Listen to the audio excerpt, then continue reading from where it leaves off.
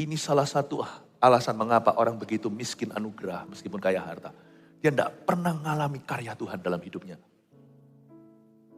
Hati-hati. Syarat untuk diberi minum sama Roh Kudus adalah haus. Kita harus sadar.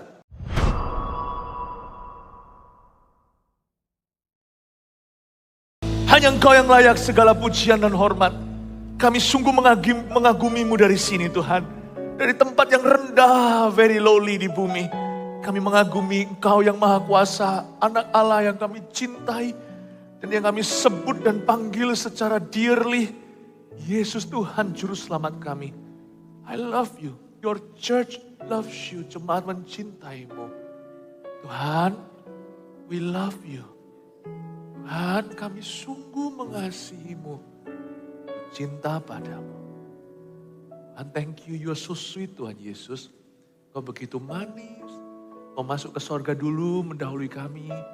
Kembali ke situ mempersiapkan jalan. Menyediakan tempat bagi kami semua. Sehingga kami tidak akan pernah terlantar di akhirat nanti. Terima kasih untuk semuanya. Kami belum ke sorga, kami masih di hidup ini. Tapi kami percaya tanpa melihat bahwa sorga itu nyata. Sampaikan sabdamu, sembunyikan hambamu di balik salibmu. Biarkan hari ini kau terangi firman dengan pengertian yang baru. Dalam nama Yesus, haleluya. Amin. God bless you. Ibadah sekarang saya mau jelaskan dulu siapa saja sih yang tidak akan masuk ke dalam sorga. Penting dicatat, jangan sampai kita masuk ke kategori ini. Jangan kaget ya, ternyata agama bukan di ranking pertama. Itu kan soal itu, masuk ke sorga itu. Anda akan terkejut. Yang tidak Kristen ya jelas-jelas lah, tidak Kristus ya kan. Kristen pun tidak tentu loh. Jangan sampai terlalu yakin kalau menyandang gelar Kristen pasti masuk ke sana. Kalau Tuhanmu di madu. Hati-hati. Karena saya bertanggung jawab, jemaat yang saya gembalakan harus satu-satu layak ke sana, ke surga. Ini bukan agama, bukan social club, bukan organisasi. Kalau itu aja sih, apa bedanya dengan organisasi? Ini umat pilihan. Dipilih untuk apa sih? Dipilih untuk kekekalan. Saya anggap tugas saya serius sebagai hamba Tuhan. Ibadah sebelum ini tadi saya jelaskan, menjadi pendeta itu cuma sementara di hidup ini. Setelah itu nanti kita di atas sana semua saudara seiman. Only one pastor, hanya ada satu pendeta nanti, yaitu Yesus Kristus di sorga. Tugas saya jelas. Saya harus mengembalakan Anda, mempertemukan Anda dengan Tuhan. Karena itu jangan sampai Anda masuk di kategori orang-orang yang tidak masuk ke dalam sorga. Be careful ya. Kita buka dulu Wahyu 21. Wahyu 21 ayat yang ke-6 sampai 8. Yojipa, 3 ayat saja saya bacakan dulu. Firman-Nya lagi kepadaku, semuanya telah terjadi. Aku adalah Alfa dan Omega, yang awal dan yang akhir. Orang yang haus akan kuberi minum dengan cuma-cuma dari mata air kehidupan. Barang siapa menang, ia akan memperoleh semuanya ini. Dan aku akan menjadi Allahnya, dan ia akan menjadi anakku.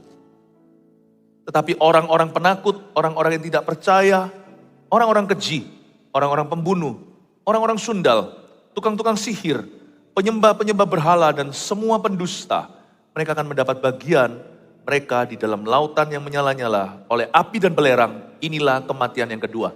Kita baca bersama-sama dengan tegas dan jelas ya, semua buka mulut dan ucapkan firman.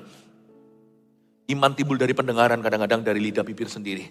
Kita baca ayat 6 sampai 8 bersama-sama dalam hitungan ketiga, 2, 3. Firman-Nya lagi kepadaku, semuanya telah terjadi. Aku adalah Alfa dan Omega, yang awal dan yang akhir. Orang yang haus akan kuberi minum dengan cuma-cuma dari mata air kehidupan. Barang siapa menang, ia akan memperoleh semuanya ini. Dan aku akan menjadi Allahnya, dan ia akan menjadi anakku. Tetapi orang-orang penakut, orang-orang yang tidak percaya, orang-orang keji, orang-orang pembunuh, orang-orang sundal, tukang-tukang sihir, penyembah-penyembah berhala, dan semua pendusta. Mereka akan mendapat bagian mereka di dalam lautan yang menyala-nyala oleh api dan belerang. Inilah kematian yang kedua. Thank you, suaranya tegas, kompak sekali. Kasih tepuk tangan untuk dirimu.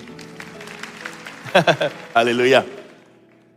Betapa indahnya firman Tuhan, sorga dibahas. By the way, kalau Anda pernah mengalami kehilangan, ditinggal mati oleh seseorang, mungkin Anda perlu dengar ibadah sebelum ini tadi saya jelaskan kemah pertemuan. Bahwa jangan bicara sama arwah dan jangan doakan orang yang sudah mati. Ketemunya di tengah dalam hadirat Allah. Saya kok rasa tergerak harus ngomong ini dulu. Barang siapa mati dalam Tuhan dan hidup dalam Tuhan. Hapuskan kata mati dan hidup, persatuannya dalam Tuhan. Jangan komunikasi yang hidup dan mati. Tidak diperbolehkan bicara sama arwah. Karena nanti yang bicara adalah setan dan roh jahat. Tuhanlah kemah pertemuan. Hadirat Allah mempersatukan. Sebenarnya kalau kita sama-sama dalam Kristus, mati atau hidup, kita tidak pernah berpisah kok. Gara-gara Tuhan di tengah-tengah kita. Oke, itu aja. Sekarang saya jelaskan siapa yang gak masuk ke surga. Nah ini cilaka. Nah kalau orang itu keluarga nih ada 5. 2 Kristen sungguh-sungguh, 3 pura-pura. Atau 2 anak Tuhan. Atau 1 anak Tuhan, 4-nya bukan. Atau 4 anak Tuhan, tinggal 1 aja papa gak mau. Itu pisah sama Kristus lama-lamanya, berarti Anda juga akan pisah di akhirat. Kalau 1 dalam Tuhan, 1 bukan. 2 gak akan ketemuan selama-lamanya, amin. Makanya itu buat apa sih punya duit? Buat apa kita punya segalanya? Buat apa kita menyenangkan orang tua kita tapi tidak pernah membawa Injil kepada mereka? Mati, dia gak akan senang. Alkitab mengatakan mereka akan dilempar ke belerang yang menyala. Ini bukan ancaman, ini kebenaran. Karena itu paling bahagia itu keluarga yang sudah sama-sama dalam Kristus. Sungguhan. Mungkin kita uang pas-pasan, gak punya segala sesuatu yang kita impikan. Tapi kalau semua dalam Tuhan itu keluarga paling bahagia, Jianjiafu. Satu family, sungguhan happy, itu. Apa yang kau kejar dalam hidup ini? Siapa yang tidak akan masuk dalam kerajaan sorga? Saya baca dulu sekarang ayat 6 dulu ya, pelan-pelan. Firman-Nya lagi kepadaku, firman Tuhan kepada Yohanes, Rasul Yesus Kristus yang terakhir, yang masih hidup. Semuanya telah terjadi. Aku adalah Alfa, kata Tuhan. Alfa itu artinya yang mula, tiada silsilah. Allah itu tiada penciptanya. Sudahlah, gak masuk akal kita pokoknya. Tidak ada yang menciptakan Allah. Just because kita ini diciptakan, kita gak ngerti dunia sebelumnya. Bukan berarti Allah itu bukan Alfa. Allah itu Alfa. Kita ini aja yang sudah kenal biru, hijau, merah. Kita itu tahu lihat realita karena ini sajalah dunia kita. Allah itu beyond us. Tuhan itu di luar kapasitas kita. Saya gak bisa mengerti sebelum Allah ada siapa. Tiada yang ada, tiada di sampingnya. Tiada seperti dia. Sudah, saya tahu bahwa Allah adalah satu. Dan sungguhan Tuhan itu ada. Agama ada banyak memang. Tapi tidak semuanya ke arah keselamatan. Makanya saya itu tidak mau main-main dengan punya agama semata-mata. Di hidup saya sementara, saya kejar akhirat. Sebab saya tidak akan bawa mati harta benda saya dan pencapaian saya. Saya harus ketemu jalan keselamatan. Kalau kita cari agama apa saja jadi. Kalau kita cari keselamatan gak bisa enggak akan kebentur Yesus. Trust me. Percayalah. Bahwa tidak ada jalan lain, akulah jalan kebenaran. Tidak ada seorang pun dapat datang pada Bapa kecuali melalui aku, kata Tuhan Yesus. Firman-Nya lagi kepadaku. Firman Alfa Omega, dia berkata, aku adalah Alfa dan Omega, yang akhir maksudnya. Yang awal dan yang akhir. Lalu orang yang haus akan kuberi minum dengan cuma-cuma dari mata air kehidupan. Ini haus, bukan haus beneran orang haus minum air jasmani. Haus ini artinya orang yang sadar dia perlu Tuhan. Orang yang kayak gitu baru boleh minum cuma-cuma. Anugerah itu mahal meskipun diberikan dengan cuma-cuma. Kita gak bisa beli anugerah. Syarat anugerah diberi adalah kalau orang itu rasa dia butuh. Makanya itu berbahagialah orang yang miskin di hadapan Allah. Orang itu akan cari Tuhan. Makanya orang kaya susah masuk kerajaan Allah. Bukan karena kekayaannya. Uang itu tidak jahat. Cinta akan uang akar segala kejahatan. Tapi orang yang merasa dirinya punya segala sesuatu. Itu bahaya. Dia jadikan Tuhan a religion atau agama. Dan dia gak butuh Tuhan. Lebih susah dia masuk kerajaan sorga daripada unta masuk lubang jarum. Ini bukan berarti Tuhan anti sama orang berharta. Bukan. Tapi harta itu bisa menipu. Celaka orang yang merasa dia gak butuh Tuhan. Tuhan yang butuh dia, pendeta yang butuh dia, gereja yang butuh dia. Bahaya bro. Bahaya saudaraku. Orang yang kayak gitu gak bisa jadi Kristen sejati. Itu hanya menjadi Kristen KTP. Ini salah satu alasan mengapa orang begitu miskin anugerah meskipun kaya harta. Dia gak pernah mengalami karya Tuhan dalam hidupnya. Hati-hati. Syarat untuk diberi minum sama Roh Kudus adalah haus. Kita harus sadar. Alkitab penuh dengan cerita orang kaya masuk kerajaan sorga. Jangan lupa. Salah satu orang yang dari keluarga konglomerat. Namanya Yohanes Markus. Penulis seperempat kitab Injil, yaitu kitab Markus. Yohanes Markus kemenakan Barnabas. Itu pernah sekali meninggalkan Paulus karena cinta dunia. Mungkin dia punya panggilan tapi dia gak tega dengan estate atau empire business orang tua. Yohanes Markus ini dari keluarga berada, Barnabas itu orang kaya. Rasul yang pergi itu dia taruh properti-properti atau menaruh yang namanya rumah-rumah, tanah-tanah di kaki rasul-rasul dijual untuk penginjilan. Itu Barnabas, angkelnya itu. Kemarin waktu saya ke Israel baru menyadari ada satu tour guide saya yang lulusan Hebrew University. Ini orang ahli arkeologi, dia berkata, saya sama dia tektokan itu senang sekali karena tidak dari dasar. Pertanyaan saya spesifik dan dia terkejut kok saya bisa tanya begitu. Ya, karena saya bukan lagi belajar dari awal. Nah, salah satu hal yang bicarakan Yohanes Markus. Kemungkinan besar ya, Getsemani itu dulu dari itu punya. Getsemani itu kan bukan tamannya, taman sosial. Itu taman pribadi, itu park, itu ada yang punya. Disneyland aja ada yang punya. Itu punya siapa? Pada waktu mereka semua kumpul, doakan Petrus supaya keluar penjara, itu kan di rumahnya. Yohanes Markus punya rumah, punya taman, punya ini. Di Yerusalem, Yesus pelayanan di Galilea. Koneksi Yesus di selatan Israel itu gak banyak. Yohanes Markus itu salah satu keluarga yang punya segalanya. Kemungkinan besar bahkan restoran tempat Yesus makan itu yang menjadi tempat curahan Roh Kudus Pentakosta. Tempat yang sama itu, loteng itu mungkin juga punyanya keluarga Yohanes Markus. Gak heran lah hari ini kalau kita lihat di Bethlehem di Israel. Keluarga A itu punya ini, punya toko souvenir, punya hotel, punya apa. Ini keluarga besar. Yohanes Markus itu keluarga kaya. Akhirnya dia berbalik lewat Petrus. Dia dididik oleh Petrus setelah dia lari dari Paulus.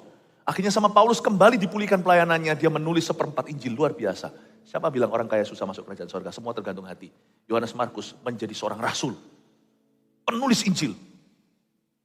Saya ngomong gini bukan memberitahu kepada Anda bahwa berharta itu salah. Saya ngomong gini untuk mengingatkan bahwa semua yang di dunia ini silau. Hati-hati, jangan membuatmu buta. Karena Anda harus ingat bahwa Anda akan mati. Ingatlah, statusmu cuma orang berdosa dan butuh Tuhan. Jangan lupa ketika harta bertambah, janganlah hatimu melekat padanya. Cari Tuhan. Cari dulu kerajaan Allah dan kebenarannya. Segalanya akan ditambahkan. Dan kalau segalanya bertambah, hartamu bertambah, janganlah hatimu melekat padanya. Orang yang haus akan kuberi minum dengan cuma-cuma dari mata air kehidupan. Mata air kehidupan tidak ada hubungannya dengan apa yang bisa kau beli dengan emas, perak, permata. Mata air kehidupan itu kepuasan batin yang datangnya dari Yesus Kristus aja. Orang yang haus akan kuberi minum dengan cuma-cuma. Makanya itu susah kan kalau kita itu injilin orang baik. Karena dia merasa dia akan masuk surga karena kebaikannya. Tapi lihat kalau ada orang yang memukul-mukul dadanya seperti pemungut cukai di bait Allah. Aku orang berdosa gampang diampuni kan. Daripada si Farisi yang berkata aku puasa 2 kali memberi perpuluhanku. Aku gak seperti orang itu, tuding lagi. Orang berdosa itu jijik aku. Mana yang pulang dibenarkan? Yang merasa berdosa. Kenapa kita gak minum? Karena kita gak haus. Nah gimana kita datang ke dokter meskipun Tuhan itu tabib mencari yang sakit. Bukan cari orang benar tapi cari orang berdosa. Kalau kita datang ke dokter itu susah. Sakit apa? Gak ada. Keluarnya mana? Gak ada. Saya kalau jadi dokter digituin saya tanya. Yang suruh kamu kesini mama ya? Kalau dia nggak mau diobati, ya nggak bisa saya preskripsi, nggak bisa kasih dia. Saya nggak bisa administrasikan sebuah obat-obatan. Anda harus ngaku sakitnya di sini dok. Kenapa saya mual? Lalu diperiksa dulu. Kenapa saya fever? Coba diperiksa apakah ini DB, demam berdarah. Saya mau tahu dulu kenapa kok ini apakah ada infeksi dan sebagainya. Kalau Anda nggak ngaku ya nggak bisa. Orang haus saja yang bisa ditolong sama Tuhan. Orang haus, bukan orang putus asa. Banyak orang itu jerit sama Tuhan kalau sudah desperado. Tapi berbahagialah orang yang haus, yang tahu diri di hadapan Kristus. Tuhan, aku ini resipien. Orang yang bisa, yang paham, tahu diri, tahu posisi. Tuhan adalah Tuhan, aku adalah aku. Tuhan adalah Tuhan, aku adalah hamba. Dia pemberi, aku penerima. Kita gak akan sok-sokan. Kita akan merasa semua yang Tuhan berikan dalam hidup kita itu hanyalah sebuah kepercayaan. Yang seperti ini akan dapat tuntunan. Perhatikan, kita tidak boleh merasa sebagai orang berdosa kalau kita sudah diampuni. Tapi jangan sampai kita itu lupa kulitnya. Kita jangan sampai sebagai kacang yang lupa kulitnya. Meskipun kita tidak boleh lagi merasa tertuduh oleh dosa, jangan lupa kulitmu. Kita itu selamanya orang yang butuh. butuh pada Kristus, kita orang haus. Orang yang haus yang akan kuberi minum dengan cuma-cuma. Cuma-cuma. Makanya itu orang gak bisa masuk kerajaan sorga, kecuali dia menjadi anak kecil lagi. Bahasa Inggrisnya menjadi childlike, bukan childish. Childish itu lihat anak seorang pria umur 30 masih ngambekan, itu childish. Seorang pria umur 45 tetapi gak mau kerja, mintanya selalu dimengerti, mintanya selalu papa mama bantu, itu childish. Childlike itu lain. Dilukai, ya sudah gak apa-apa.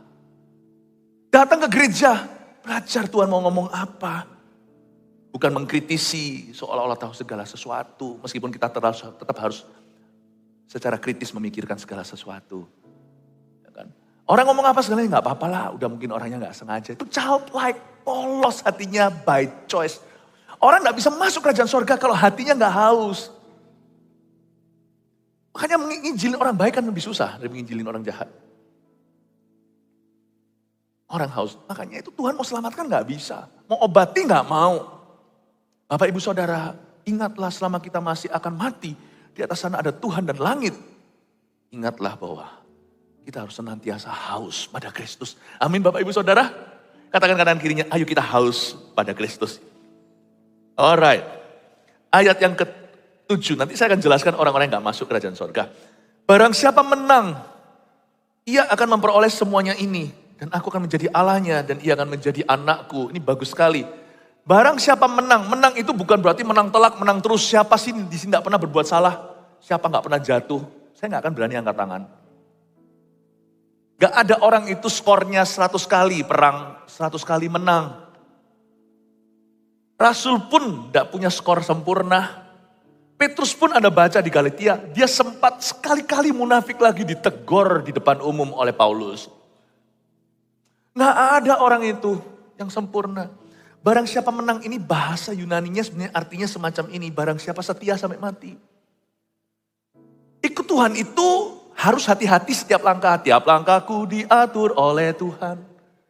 Jalan serta Yesus, jalan sertanya setiap hari. Jalan sama Tuhan itu jangan setiap bulan. Bahkan jangan setiap minggu hanya datang ke gereja. Setiap hari saudaraku, jalan dengan Kristus. Tapi visi kita harus jarak panjang. Saya gak mau ikut Kristus hanya sementara. Wait and see sampai nanti saya jadi selebriti. Berapa banyak selebriti setelah jadi, setelah terkenal, mengubah imannya. Ikut Tuhan itu gak boleh aji mumpung. Naik saya tanjak, turun gua tempuh. Sama Tuhan itu gak kenal lembah, gak kenal bukit. Biarpun bukit bergoyang, langit bergonjang, namun kasih setiamu tetap padaku. Ikut Tuhan itu gak boleh gini, nanti kalau aku sengsara, aku tinggalkan dia. Nanti kalau aku sukses, aku punya pilihan. Tuhan jangan dimadu.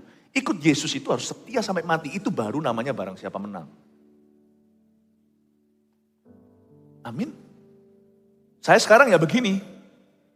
Kalau saya jatuh miskin, jangan tinggalkan Kristus. Jangan mencuri. Kalau saya nanti jadi kaya, jangan tinggalkan Tuhan. Ketika Anda jadi konglomerat. Jadi orang itu jangan berubah. Sungguhan yang boleh berubah itu situasi, kondisi, sikonnya. Sistem boleh berubah. Kenapa? Kan harus menyesuaikan dengan tugas-tugas. Saya jadi orang belajar gak berubah, sungguhan. Jadi orang gak berubah. Mau nanti Tuhan mau pakai gimana? Dari sejak 30 tahun lalu Tuhan panggil saya. Saya udah tahu kok. Sampai kapanpun ujung hidupku, aku harus menang. Aku harus setia sampai mati, gak berubah warna. Kalau aku dipakai di depan satu orang, dulu saya ingat kok, doa makan aja gak dikasih ke saya sama teman-teman saya. Karena mereka tahu masa laluku. Doa makan gak dikasih saya itu nginden antri doa makan itu setahun gak pernah jatuh ke mejaku. Pemimpin rohaniku gak pernah kasih ke aku, gak pernah kasih saya. Atau mungkin saya hari ini dipakai, lalu harus saya bisa dipakai Tuhan di hadapan 10 orang, atau 10.000, atau bahkan 1 juta. Gak akan mengubah, my commitment is always to one. Komitmen saya selalu pada satu itu. Lihat kalau saya layani satu orang. Saya akan layani sungguh-sungguh seperti saya layani 1 juta. Oh saya khotbah kayak gini, kalau Anda kira saya khotbah begini itu karena orangnya banyak maka saya sungguh-sungguh. Pernahkah Anda melihat kalau saya khotbah di depan 20 orang? Saya sungguh-sungguh. Gak boleh berubah, sikonnya berubah-ubah. Komitmenmu harus tetap. Ikut Yesus, iman itu harus teguh sampai mati. Barang siapa menang itu, Sekali-kali kita bisa kalah, namanya orang ya kan. Kita berusaha, anak muda jaga kekudusan, jatuh lagi. Jangan jauh-jauh, anak rohani kita, anak kandung kita, kalau mau ngaku aja pasti sekali-kali jatuh. Saya akan tepuk-tepuk pundaknya, anak rohani maupun anak kandung, gak apa-apa, bangkit lagi.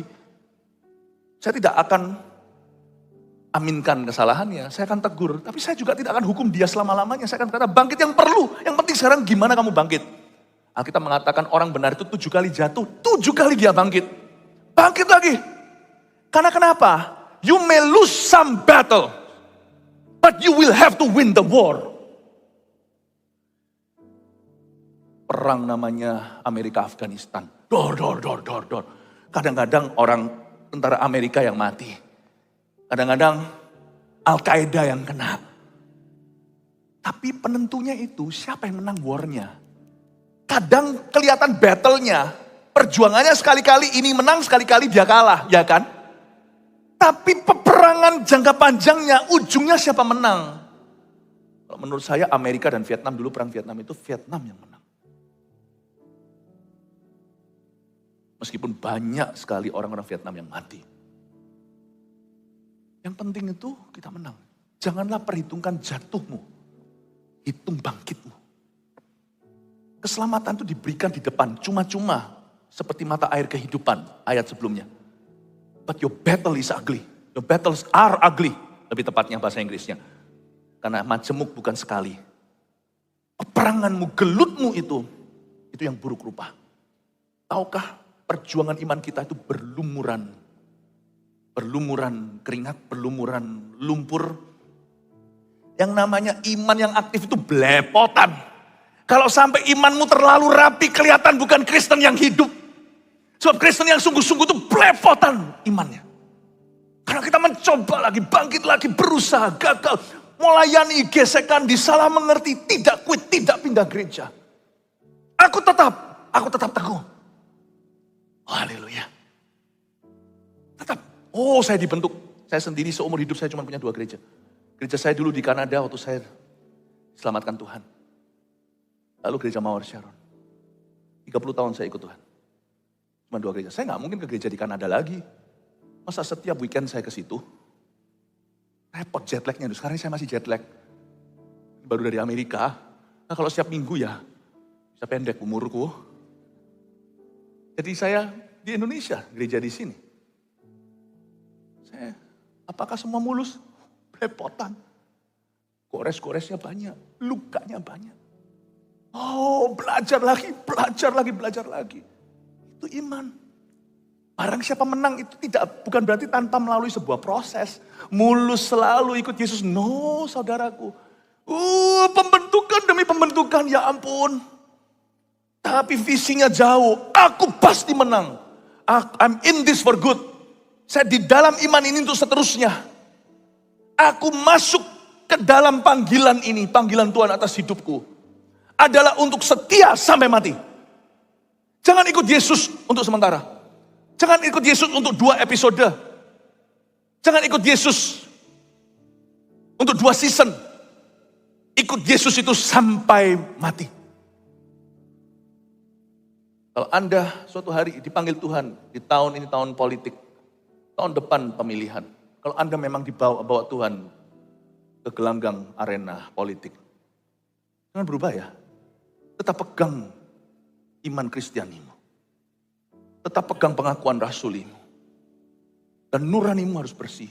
Meskipun kau harus cerdik seperti ular.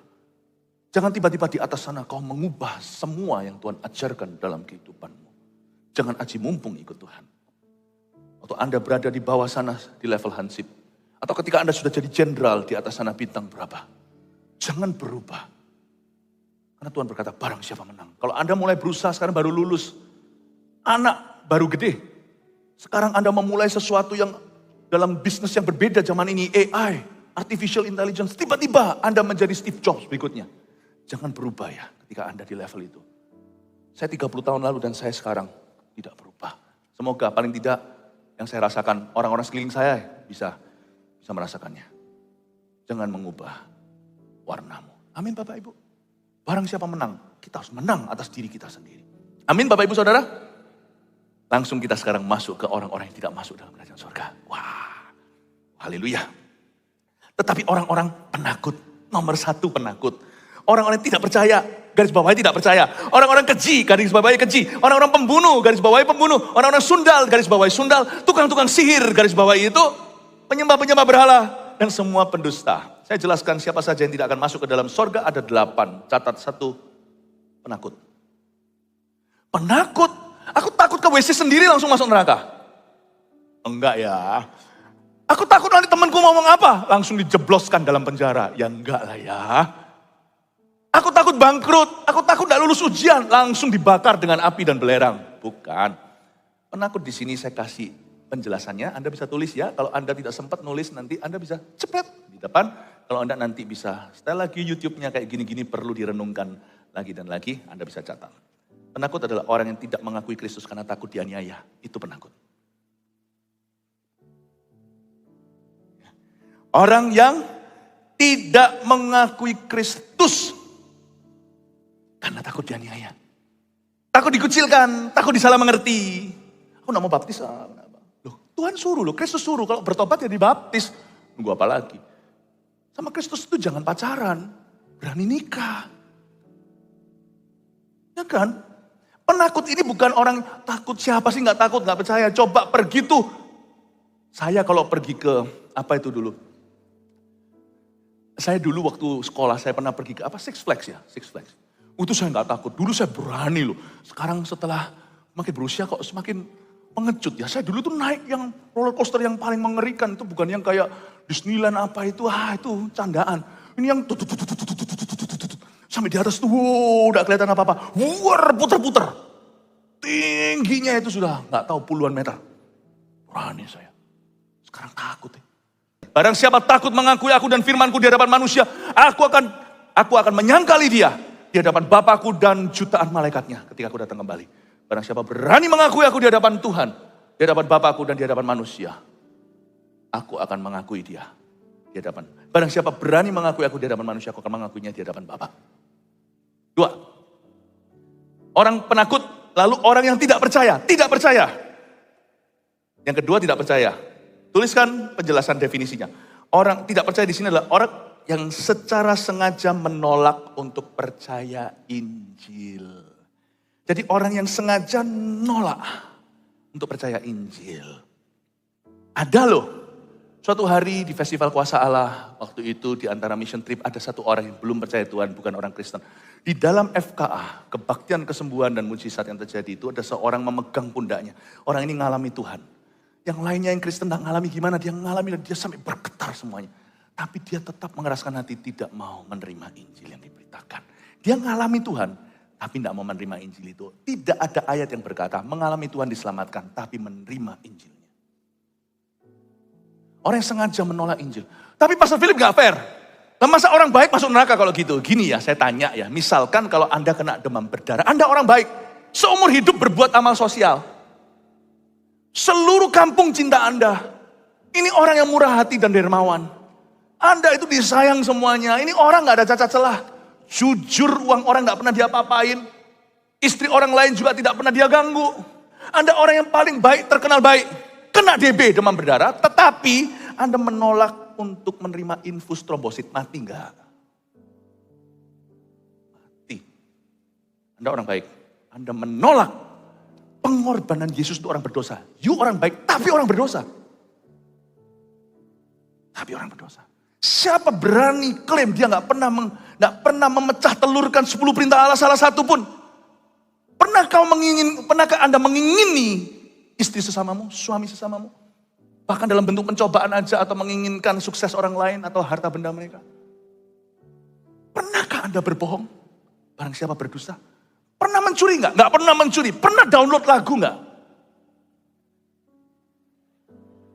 Nggak bayar royalti.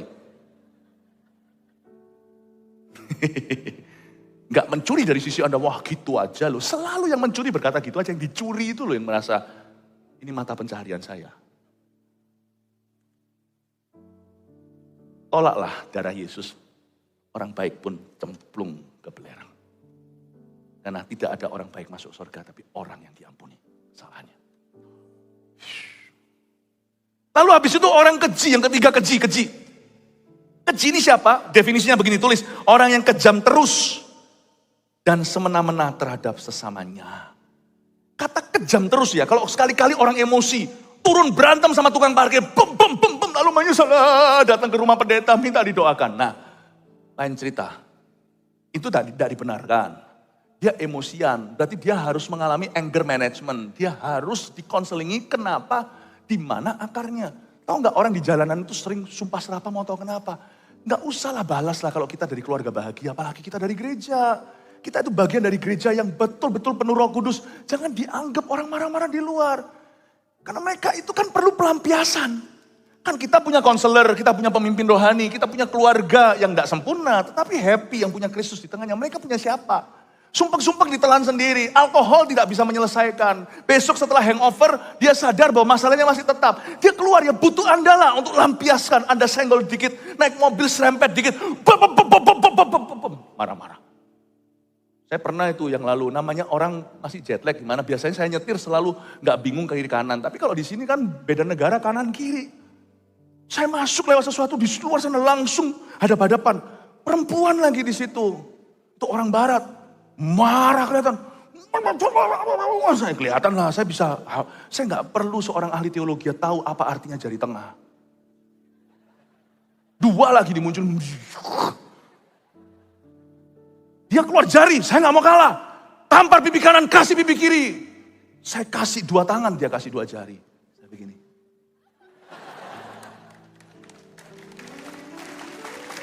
Nggak berhenti di situ, saya begini. Sorry. Dia dari 2 jari, dia turunkan, dia ketawa. Dia pergi.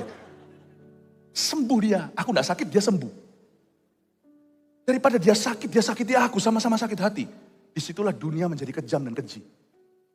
Orang Kristen harus bisa terima sampah lah menurut saya. Karena kita bisa bersihkan, dia nggak bisa. Udahlah, orang keji itu adalah orang yang bukan sekali-kali emosi, tapi orang yang kejam terus. Orang yang menyebut dirinya atau disebut sebagai mafia, hati-hati. Di surga tidak ada itu, ketemu Tuhan, that's it, that's the end of you. Satu yang nggak bisa ditekuk sama mafia, Yesus Kristus yang telah bangkit dan naik ke surga.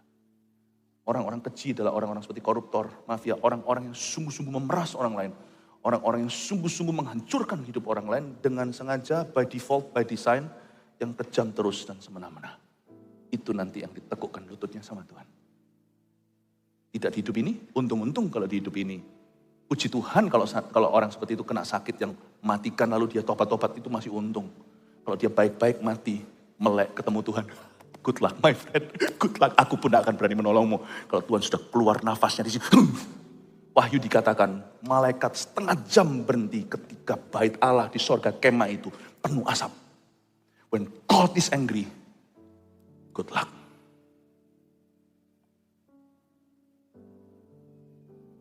Suara seperti itu yang akan didengar.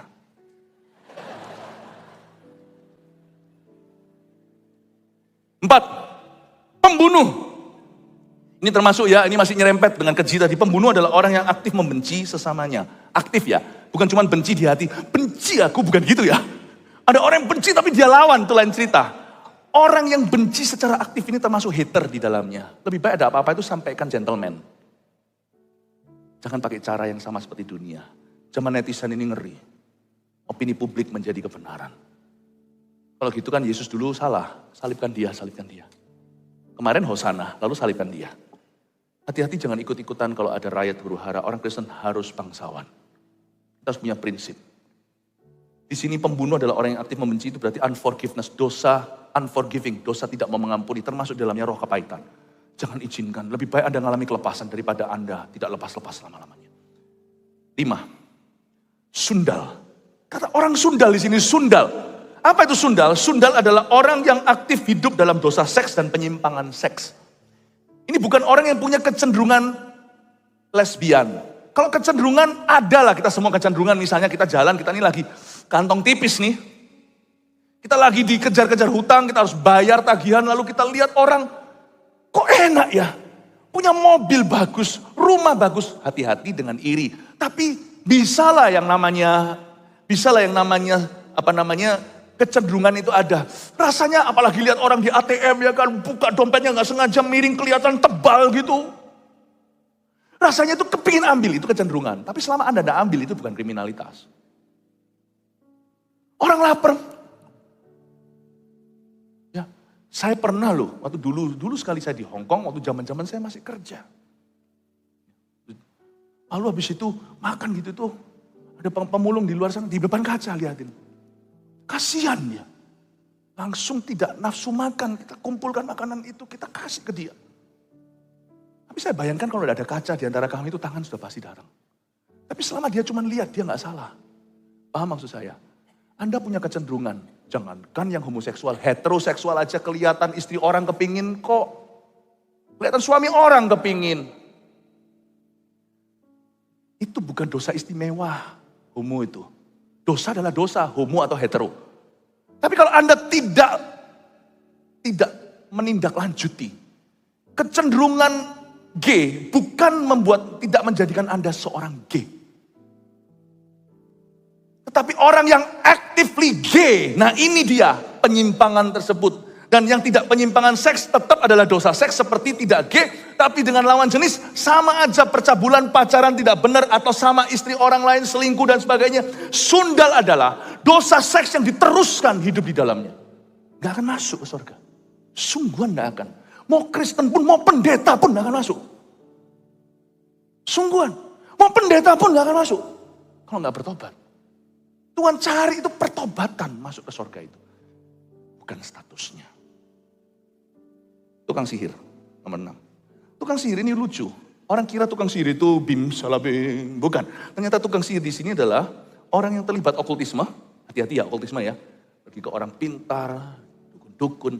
Orang Kristen dilarang gini-gini, ahli nujum, ramal-ramal, superstisi, percaya ini, gereja iya, suhu iya. Tentukan. Kan? Tentukan pilihanmu. Jangan Yesus dimadu. Orang yang terlibat okultisme, tapi tukang sihir ini ada satu hal lagi yang unik. Di dalam kata Yunaninya, kata tukang sihir itu bukan cuma sorcerer, tapi drugger. Drug. Orang ngedrug. Jadi ini juga termasuk tukang sihir adalah orang yang terlibat okultisme dan memakai narkoba. Dan atau memakai narkoba.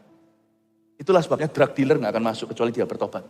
Drug user gak akan masuk kecuali dia bertobat. Hati-hati nih, waktu di Belanda suatu hari kita masuk seperti 7-Eleven gitu. Waktu saya khotbah, setelah saya khotbah di depan perwakilan 97 negara. Ribuan orang datang itu di-shoot, di film sampai ke Rusia. Saya masih ingat itu. Nah, pendeta pun gak ngerti gini-gini, hati-hati apa yang kau beli. Saya dengan istri saya masuk ke seperti 7-Eleven, kok ada permen ini lucu, tapi saya mulai curiga. Permen ini dikatakan kalau kamu makan permen ini kamu akan lihat pantai indah. Loh, kok ada permen kayak gini? Kalau kamu makan permen ini kamu akan bisa senyum-senyum selama 20 menit. Ini bukan permen ini kayak lollipop gitu. Ini marijuana ini drug ini. Begitu gampang dapat semuanya itu. Tukang sihir ternyata bukan cuma okultisme, itu juga hati-hati. Horoskop hati-hati, tetapi juga drugger. Jangan masuk ke area ini. Mau Kristen pun, mau pendeta pun, mau siapapun juga masuk ke neraka. Itu yang nomor 7, penyembah berhala. Orang yang menyembah apa yang salah, itu definisinya. Dari sini kita tahu bahwa not all religions lead to salvation. Dari satu kalimat ini saja, penyembah berhala langsung saya tahu bahwa tidak semua agama menuntun pada keselamatan.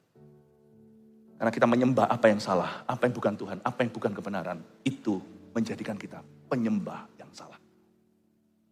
Orang mengira pokoknya saya worship Allah, worship Tuhan, pasti saya masuk surga. Nah, akulah jalan kata Tuhan, akulah kebenaran, akulah hidup. Tidak ada seorang pun dapat datang pada Bapa kecuali melalui aku. Dan pada siapa menyembah aku, dia harus menyembah aku di dalam roh, lahir baru oleh Roh Kudus, dan kebenaran.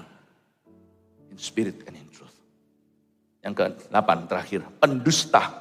Orang yang hidup dalam dusta yang berencana. Orang yang hidup dalam dusta yang berencana. Ini bukan, ya, dulu di rumahnya, waktu saya dulu masih pacaran sama istri saya, rumahnya itu ada burung kakak tua. Itu burung dulu belinya sudah setengah jadi. Lebih baik belinya dulu masih belum apa-apa. Lucu waktu saya telepon, pembantu rumah tangga angkat. Saya tanya, noniknya ada nggak? Namanya lagi ngejar jatuh cinta ya kan. Lalu tiba-tiba di belakang ada yang ngomong, wonge gak ono. Itu buat saya mules loh. Sebab saya kira itu mertua saya. Berarti kan saya gak diterima. Wonge gak ono. Terus mbok itu kan saya panggil mbok dulu. Mbok siapa itu mbok? Dia bilang, bu siapa itu? Mbok. Oh enggak, ini burung kakak tuanya. Untung saya masih diterima. Dia sudah biasa kali. Owner sebelumnya itu mudah berbohong. Telepon wonge gak ono. Masuk neraka enggak? Ini bukan dusta yang gitu. Dusta itu mulai dengan kecil-kecilan dulu. Makanya di rumah saya ada peraturan Nantova. Saya ngomong sama anak saya, kalian itu anak kecil pasti buat salah. Papa aja masih buat salah. Silakan buat salah apa saja, asal kalian belajar daripadanya. Satu hal, zero tolerance di rumahku. Nol toleransinya, satu hal. Saya ngomong sama anak saya, dengar kalau saya sudah tegas itu. No lying. Sekali lu bohong, papa gak akan kenal kamu. Lain kali kamu bilang, pak aku bohong, bohong. Lain kali ngaku nangis-nangis, pak sorry pak aku tadi bohong, bohong. Pak aku ngomong jujur, bohong. Sekali orang bohong, dia gak kenal dirinya. Karena itu dari semua dosa, setan dapat satu gelar dari Tuhan. Father of lies. Semua dosa yang lain itu akan subur kalau ada hati yang dusta. Farisi berdusta, Yesus bangkit. Dia bayar tentara-tentara yang lihat malaikat bilang kalau badan jasadnya dicuri. Di dalam rumah saya, no lying. Di gereja juga sama, saya tekankan, saya tidak tangan besi, saya pakai teladan. Kalau saya dengan gembala-gembala, semua pemimpin-pemimpin, saya sayangi mereka. But once you lie to me, I will not trust you forever. Mendingan kau datang padaku, aku berbuat salah, aku berbuat dosa, aku punya kehidupan ganda, nangislah, hancurlah, tak peluk sama saya, tak pulihkan, tak tentu pulihkan pelayanan, tapi saya pasti akan pulihkan. Tapi sekali bohong, that's it. Selesai, dan saya juga punya perjanjian dengan Tuhan, sekali aku bohong, singkirkan aku. Paham ini? Pendusta adalah orang yang secara sengaja by design, pelan-pelan, makanya itu hati-hati dengan dusta putih. Oh haleluya, Anda belajar 8 ini? Saya sudah kehabisan waktu, terakhir aja. Mereka akan mendapat bagian mereka di dalam lautan yang menyala-nyala oleh api dan belerang. Kata di dalam lautan yang menyala-nyala oleh api dan belerang, itu kata-kata ini simple gini, they will burn in hell. Ngeri ya? Ini bukan ancaman Tuhan, ini statement pernyataan. Kalau ancaman kan ada tanda seru, ini tanda titik. They will burn, they shall burn in hell, bahasa Inggrisnya. Mereka pasti akan terbakar. Kristen atau bukan? Pendeta pun sama. Hati-hati ya. Pada mereka yang banyak diberi, banyak dituntut. Nanti suatu hari ada sekelompok orang-orang yang dibuang ke neraka dengan pepatah kalimat ini dari Tuhan. Enyah kau, hamba yang jahat. Kalau saya tidak terkecuali, kita semua. Anda tidak terkecuali. Kita tidak bisa bersembunyi di balik tameng Kristen. Ya. Amin Bapak Ibu. Lalu dikatakan, inilah kematian yang kedua. Aneh mati kok 2 kali. Kematian kedua itu maksudnya apa? Saya jelaskan. Kematian kedua di sini itu dalam penjelasan bahasa Yunaninya, bahasa Inggrisnya pun begini. Ini sebenarnya kematian kedua itu terjemahnya begini. Another death after death. Inilah penjelasan tentang neraka. Another death after death. Sebuah kematian setelah mati badani. To die and to be always dying. Setelah mati bangun, I am to die. Tapi nggak mati-mati. Itulah neraka. Lalu dikatakan di sini juga ada satu kata lagi, damned. D-A-M-N-E-D atau terkutuk. Makanya itu saya tidak mau, orang Kristen jangan hati-hati ya, meskipun itu nggak salah, benar, abu-abu lah, ambigu. Jangan biasain ikut-ikut dengan caranya Hollywood. Dikit-dikit, pakai damn. Damn ini. Janganlah, mulutmu jangan penuh kutuk. Penuh berkat aja kadang-kadang kita masih meleset. Janganlah anak-anak muda itu dikit-dikit pakai damn, pakai WTF. Apa sih coolnya? Apa kerennya? Saya kalau mau gitu saya juga bisa. Pertanyaannya, sana bisa enggak beritakan firman seperti saya? Nah itu baru tantangan kita, gimana mulut kita penuh dengan terang. Ini aja kadang-kadang masih salah ngomong. Kadang-kadang masih bisa melukai orang lain, kadang-kadang dengan candaan pun bisa melukai. Kenapa kita pakai damn? Karena damn di situ adalah kematian kedua artinya. Condemnation. Kutuk. 8 orang ini adalah 8 orang yang pasti akan dikutuk. Berikut keluarkan semuanya. Penakut. Tidak percaya. Ini orang-orang yang tidak akan masuk dalam surga. Keji. Pembunuh. Sundal. Tukang sihir. Penyembah berhala. dan pendusta. Biarkan jemaat yang kami gembalakan, tidak satu pun ada di kategori ini. Haleluya. Amin.